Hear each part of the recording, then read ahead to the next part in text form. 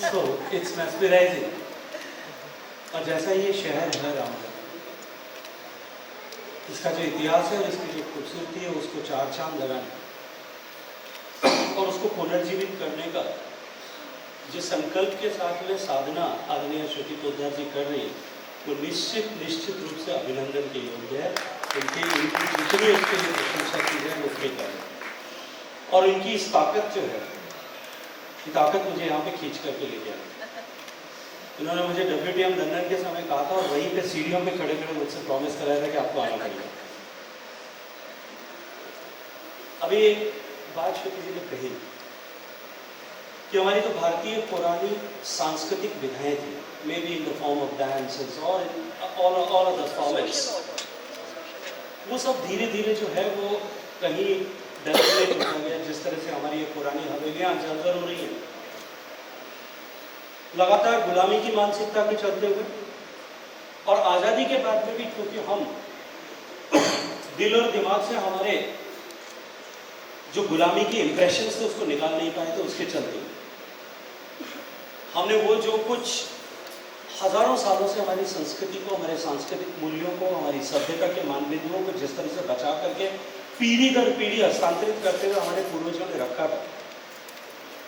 मैं मानता हूं कि वो आज जिस अवस्था में पहुंची उसके लिए कोई अगर दोषी है तो आप और मैं, हम सब लोग जो है इस पीढ़ी के लोग हैं, वो लोग हैं। हमने भी have not transferred the baton to the right way to the next generation, but still एकाएक भारत के भाग्य का सूर्योदय है। In last 10 years time the way India has emerged on the global spectrum and the perspective to look towards India has changed globally and dramatically it has changed. We are in an opportune time जब हम भारत के इन सांस्कृतिक विधाओं को पुनर्जीवित होते हुए और करते हुए देखिए, कोई भी देश या समाज का कोई भी व्यक्ति यदि किसी गरीब व्यक्ति के, किसी निर्धन व्यक्ति के, असहाय व्यक्ति के, लाचार व्यक्ति के पास में आप जाएं, उसके घर में जाएं, उससे कहीं आपकी भेंट, आपके मन में उसके लिए करुणा का भाव हो सकता है, दया का भाव हो सकता है, कुछ देने का भाव हो सकता है, उसके लिए उसकी असहायता पर आपके मन में कहीं जो है क्रंदन हो सकता है, लेकिन वहां से कुछ लिया जाए ऐसा भाव कभी नहीं है। भारत क्योंकि असमर्थता की छवि को ओढ़े हुए खड़ा है, इसलिए भारत के सांस्कृतिक मूल्यों की, भारत की सांस्कृतिक विधाओं की पहचान पूरे विश्व भर में विलुप्त हो रही है। लेकिन अब जब एक बार फिर भारत की पहचान बदलने लगी है, भारत से निकली हुई सारी विधाओं की स्वीकार्यता उसी गति के साथ में पूरी दुनिया में वापस स्थापित हो गई। आपने देखा हो, सामान्य आप पीछे घूम करके देखिए, योग भारत से निकल करके आज से लगभग 150 साल पहले मुंगेर से गया, लेकिन योग की महत्ता विश्व भर में स्थापित हुई गिने चुने लोगों तक।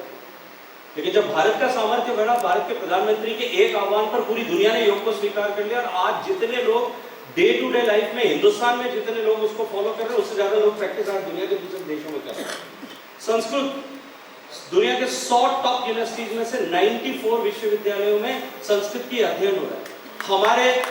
हमारे योग की महत्ता स्थापित हुई, हमारे आयुर्वेद की महत्ता स्थापित हुई है, हमारी कृषि परंपरा की, जैविक कृषि परंपरा की महत्ता वापस स्थापित हो रही है, हमारे पारिवारिक मूल्यों की स्थापना हो, वापस